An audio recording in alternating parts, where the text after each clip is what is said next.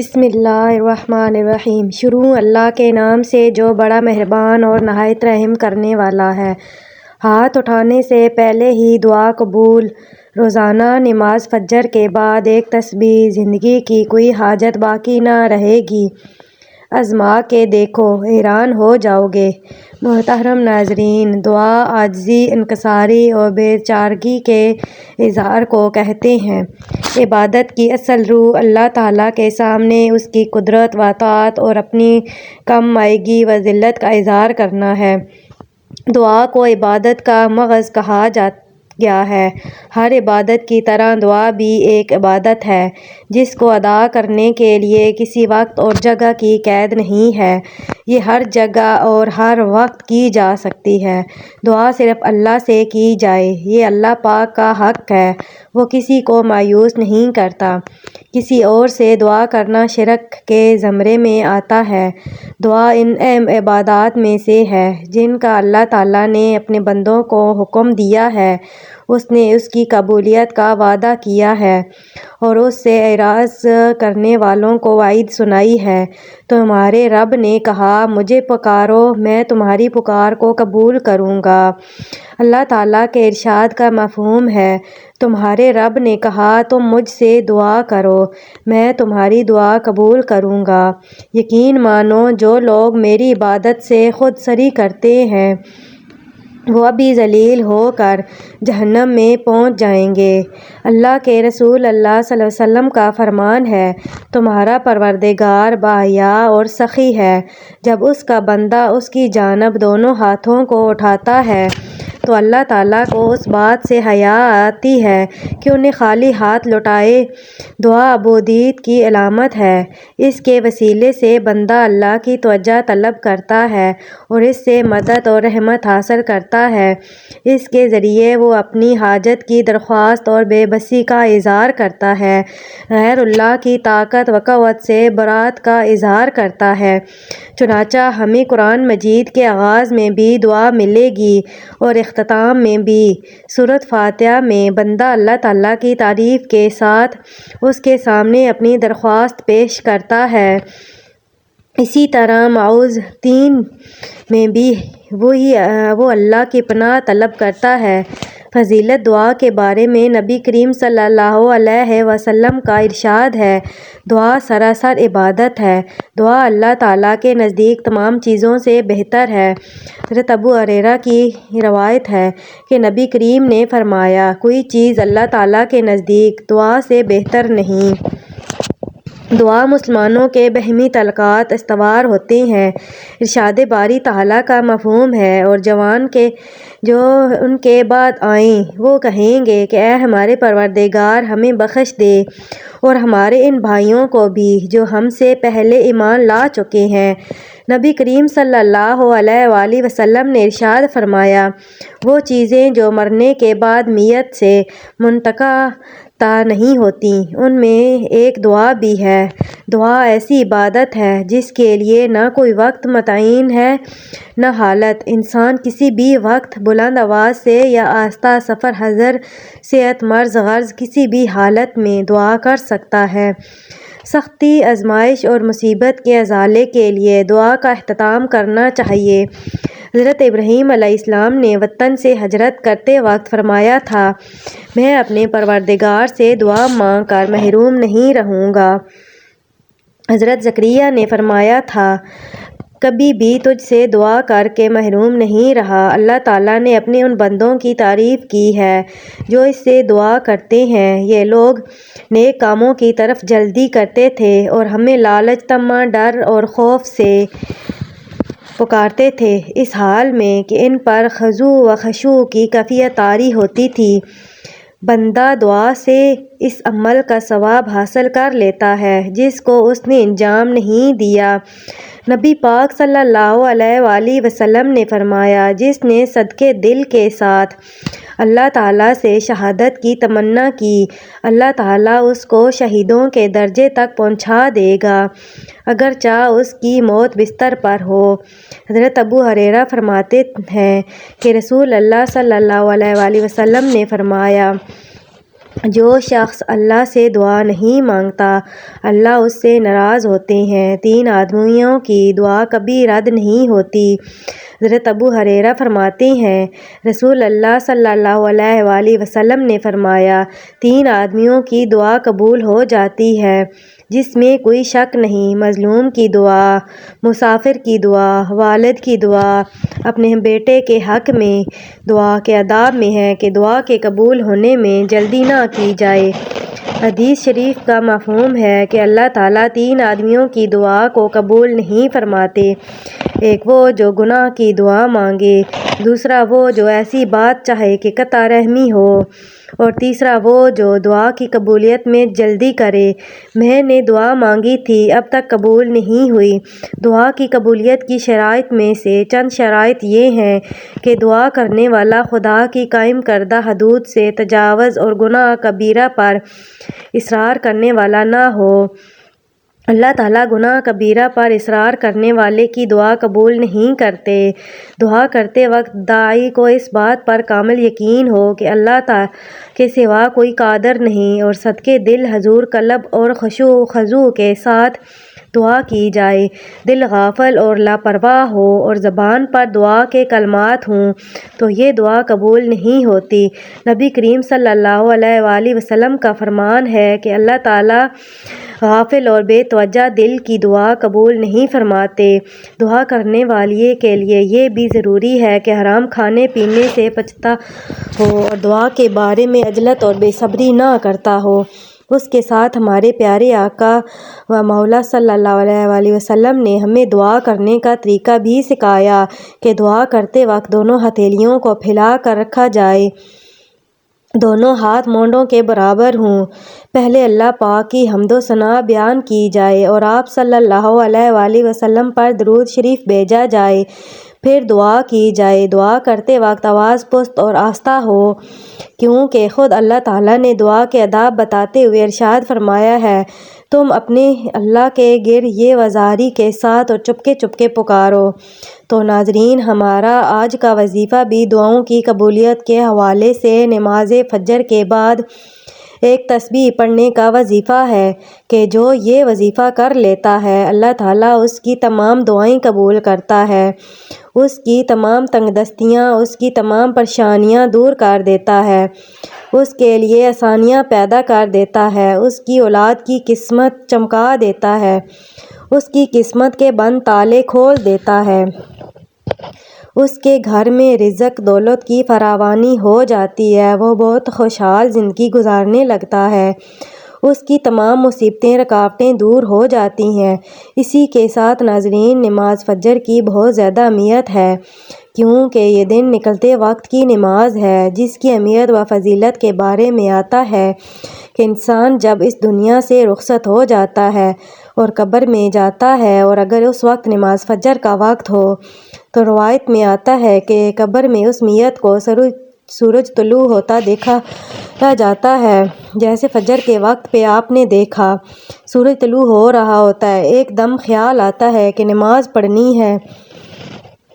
جب اس میت کو سورج طلوع ہوتا دکھایا جاتا ہے تو اپنی آنکھیں ملتی ہیں، جیسے ہم سو کر اٹھتے ہیں نہ اپنی آنکھیں ملتے ہیں تو اپنی آنکھیں ملتے ہیں اور دیکھتی ہے کہ سورج طلوع ہو رہا ہے۔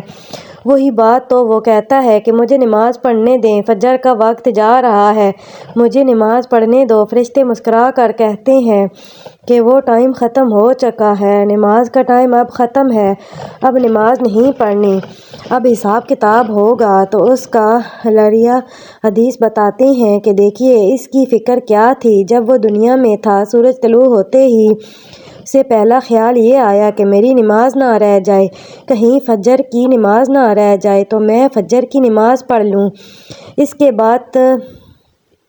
بعد بات چیت کرتے ہیں، یعنی ان کا اس کو دھیان ابھی تک نماز کے اندر ہے، اور یہ چیز بہت سے میڈیکل ڈاکٹرز بتاتے ہیں۔ میں ایک لیکچر سن رہا تھا ایک سکالر کا، انہوں نے بڑی زبردست بات کی۔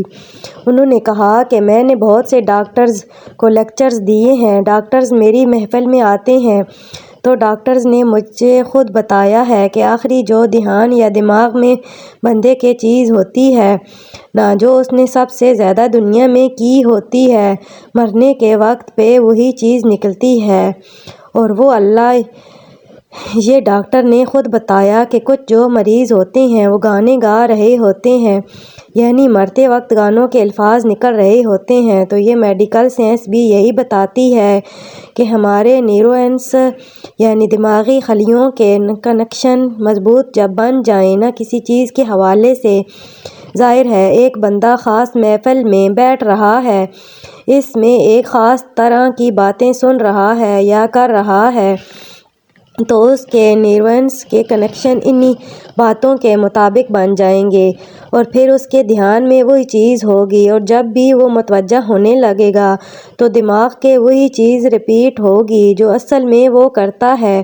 یہ تو پکی بات ہے۔ تو یہ وہ شخص ہے جس نے نماز کو بہت فوقیت دی دنیا کی زندگی میں، اور اس کی فکر ہی یہ تھی کہ نماز نہ نکل جائے۔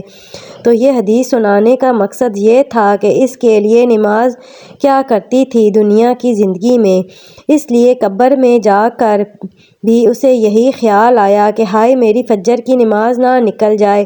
تو یہ چیزیں جو اہمیت کی حامل ہیں ہماری زندگی میں، انہیں ہم اگنور کر رہے ہوتے ہیں۔ اور فجر کی نماز کے بارے میں رسول اللہ صلی اللہ علیہ وآلہ وسلم نے کہا کہ جس انسان نے فجر کی نماز جان بوجھ کر چھوڑی، جان بوجھ کر سے مراد یہ ہے کہ ایک تو سویا ہے۔ آج کل جو ہمارا معاشرہ ہے اس کا معمول بنا ہوا ہے کہ رات کو بہت دیر تک جاگتے ہیں اور صبح نماز کے لیے نہیں اٹھ پاتے۔ اکثر خواتین بھی اب رات دیر تک جاگتی ہیں اور صبح نماز نہیں پڑھ سکتی، نماز رہ جاتی ہے۔ ایک ہے کہ جان بوجھ کے پتہ ہے فجر کی نماز پڑھنی ہے لیکن نہیں پڑھتی۔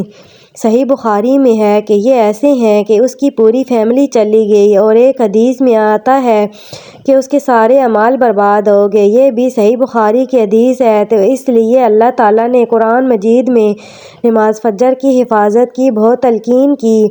نماز فجر کی بہت اہمیت ہے۔ فجر کی نماز تو کچھ بھی ہو جائے فجر کی نماز نہ چھوڑا کریں، کیونکہ یہ دن چڑھتے وقت کی پہلی نماز ہوتی ہے، اور اس کی بہت زیادہ فضیلت اور برکات ہیں۔ جو صبح کی نماز کا اہتمام کرتا ہے اس کا سارا دن اس کی مرضی کے مطابق گزرتا ہے، کیونکہ فرشتے بھی صبح کے وقت اس کے گھر میں رزق لاتے ہیں جو نماز فجر کا اہتمام کرتے ہیں، اور جو لوگ اپنی نیند کو پیارا کرتے ہیں تو فرشتے ان کا رزق واپس لے جاتے ہیں۔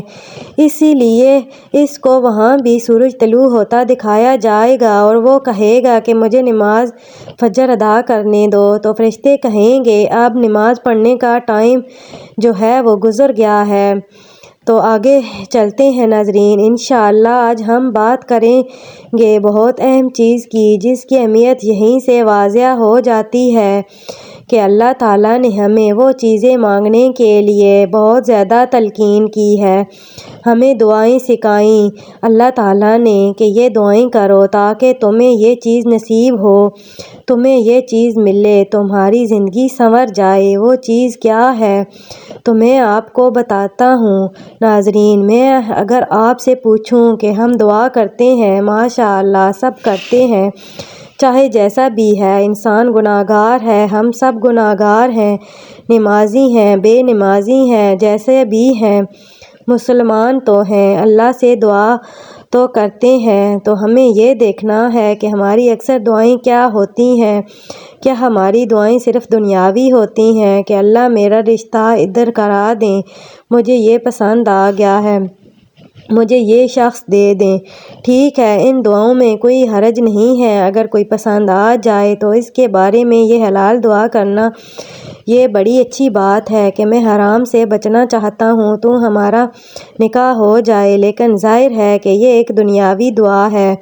پھر یہ اللہ مجھے جاب دے دے، میری اتنی تنخواہ ہو جائے، یا مجھے یہ چیز دلا دے، یا مجھے یہ پوزیشن دلوا دے، وغیرہ وغیرہ، یہ ساری دنیاوی دعائیں ہیں۔ اور اسی طرح بچوں کے بارے میں ماں باپ جتنی بھی دعائیں کرتے ہیں زیادہ تر دنیاوی ہوتی ہیں کہ یا اللہ اس کا یہاں ایڈمیشن ہو جائے، اس کی زندگی سنور جائے، اس کو اچھی بیوی مل جائے، یا اس کو اچھا خاوند مل جائے وغیرہ وغیرہ، اس کا نصیب اچھا ہو جائے۔ حرج کوئی نہیں ہے، میں یہ نہیں کہہ رہی کہ یہ دعائیں غلط ہیں، بلکہ کرنی چاہیے، لیکن کتنے فیصد ہماری دعاؤں کا حساب اس بارے میں ہوتا ہے کہ اللہ مجھے ہدایت دے دے، یا یہ کہ یا اللہ کل مجھے موت آئے تو سجدے میں آئے، یا اللہ کل مجھے موت آئے تو ہدایت پہ موت ہے، یا اللہ مجھے نبی صلی اللہ علیہ وآلہ وسلم کی شفاعت نصیب فرما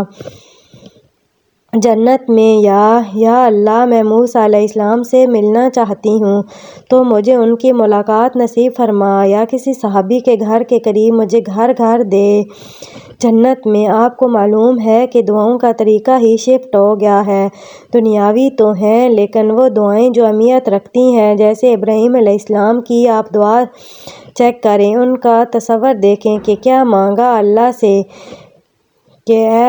سے کہ رب اجعلنی مقیم الصلاۃ ومن ذریتی ربنا وتقبل دعا ربنا اغفر لی ولوالدی وللمؤمنین یوم یقوم الحساب، کہ اے میرے رب میری اولاد کو نماز پر مقیم رکھیں، یعنی اپنے لیے بھی دعا کی، اولاد کے لیے، اور اولاد سے مراد پتہ نہیں پشتو کی پشتیں کہ میری پشتوں میں سے بے نمازی کوئی نہ ہو، ان کا خیال چیک کریں۔ ہم تو مانگتے ہیں نا، بچے کے لیے جاب مانگتے ہیں، ٹھیک ہے، اچھی بات ہے، بچہ آپ کا جاب پہ لگے، بہت اچھی یونیورسٹی میں جائے پڑھے، لیکن اتنی دعا، یہ دعا کتنے لوگ کرتے ہیں کہ اللہ میری اولاد اور میری پشتوں میں سے بے نماز کوئی نہ آئے، نمازی بنانا، سب کو اپنا فرمانبردار بنانا، عبادت گزار بنانا۔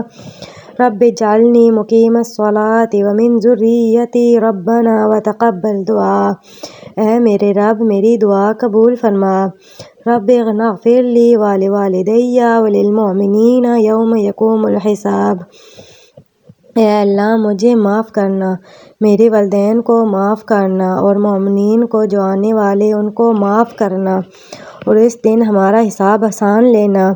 یہ ہوتا ہے تصور، مقصد، لیڈرشپ، اور یہ ہوتا ہے ایک لیڈر کی دعا کہ کتنے بڑے مقصد کے ساتھ کتنی بڑی دعا کر رہے ہیں۔ اسی طرح نبی صلی اللہ علیہ وآلہ وسلم کی پسندیدہ دعا آپ کو پتہ ہے کیا تھی؟ ربنا آتنا فی الدنیا حسنۃ وفی الآخرۃ حسنۃ وقنا عذاب النار۔ حضرت عائشہ کہتی ہیں کہ اللہ کے نبی صلی اللہ علیہ وآلہ وسلم کی پسندیدہ دعا تھی، اور یہ اتنی جامع ہے کہ اس میں ہر چیز آ جاتی ہے کہ یا اللہ مجھے دونوں جہانوں میں سب سے بہتر عطا فرما، ادھر جو بھی آپ دیں گے وہ بہتر دیجیے گا، اور میری آخرت کے لیے بھی اچھا، اور آخرت میں میری امت کے لیے بہترین دیجیے گا۔ تو دعاؤں کا نہ تھوڑا سا طریقہ شفٹ کیجیے۔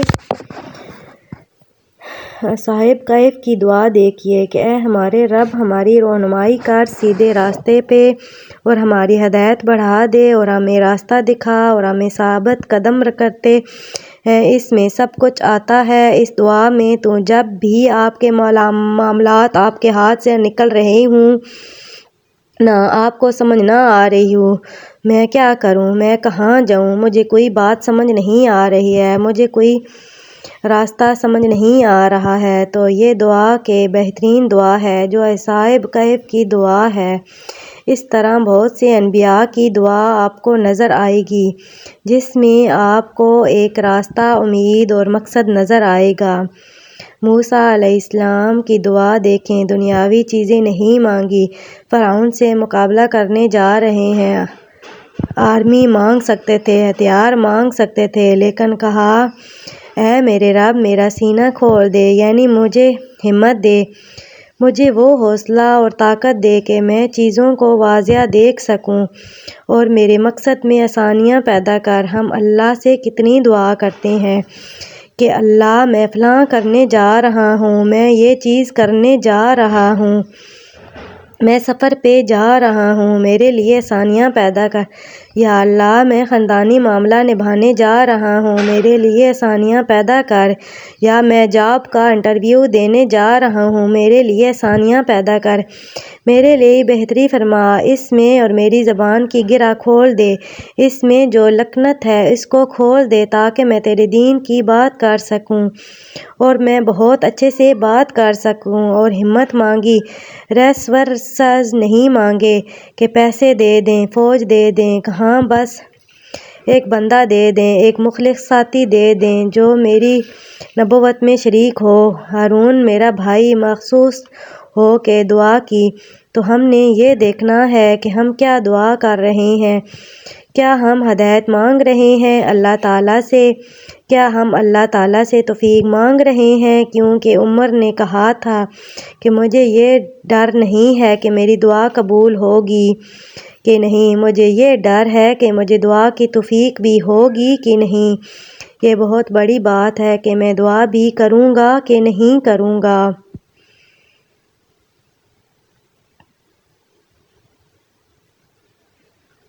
اصل بات یہ ہے ناظرین، چلتے ہیں آج اس کے وظیفے کی جانب۔ آپ نے نماز فجر کے بعد جو ایک تسبیح پڑھنی ہے، جیسے ہی آپ نماز مکمل کر لیں اس کے بعد تہجد کی حالت میں بیٹھ کر آپ نے حضور پاک صلی اللہ علیہ وسلم کی ذات پر درود پاک پڑھنا ہے۔ درود پاک آپ کو کوئی سا بھی پڑھ سکتے ہیں، لیکن بہتر ہے کہ درود ابراہیمی پڑھیں کیونکہ اس کی فضیلت بہت زیادہ ہے۔ ثواب کے لیے ایک مرتبہ میرے ساتھ بھی پڑھ لیں۔ اللہم صلی علی محمد وعلی آل محمد کما صلیت علی ابراہیم وعلی آل ابراہیم انک حمید مجید۔ اللہم بارک علی محمد وعلی آل محمد کما بارکت علی ابراہیم وعلی آل ابراہیم انک حمید مجید۔ درود پاک پڑھنے کے بعد آپ نے یہی دعا پڑھنی ہے جو ہم نماز میں درود پاک کے بعد بھی پڑھتے ہیں۔ رب اجعلنی مقیم الصلاۃ ومن ذریتی ربنا وتقبل دعاء ربنا اغفر لی ولوالدی وللمؤمنین یوم یقوم الحساب۔ اس دعا کی آپ نے ایک تسبیح پڑھنی ہے۔ یہ تسبیح پڑھ کر آخر میں اتنا ہی درود پاک پڑھنا ہے جتنا وظیفہ شروع کرنے سے پہلے پڑھا تھا۔ ویسے تو یہ ایک جامع دعا ہے، لیکن اس کے بعد اگر آپ اپنی دنیاوی خواہشات کے لیے اللہ تعالیٰ سے دعا مانگنا چاہیں تو بھی آپ دعا مانگ سکتے ہیں۔ دعا ہے کہ اللہ پاک ہمیں صحیح معنوں میں پکا اور سچا مسلمان بنائے۔ آج ہم مسلمانوں کو دعا کی اہمیت و فضیلت معلوم ہی نہیں۔ اللہ ہمیں اس کی اہمیت کو جاننے کی توفیق دے اور اپنے رب سے بار بار اور خوب مانگنے والے بن جائیں۔ اللہ کے خزانوں میں کوئی کمی نہیں، وہ ہمیں اپنے خزانوں سے لینے والا بنا دے، آمین۔ اور اللہ تعالیٰ ہمارے تمام پریشانیاں اور مصیبتیں دور فرما دے، آمین۔ دعا ہے کہ اللہ تعالیٰ میرا سنانا اور آپ کا سننا اپنی بارگاہ الہی میں قبول و منظور فرمائے، آمین۔ ناظرین، گزارش ہے کہ اللہ تعالیٰ کے 99 ناموں میں سے کوئی ایک نام لکھ کر کومنٹس میں ضرور شیئر کریں۔ اللہ تعالیٰ ہم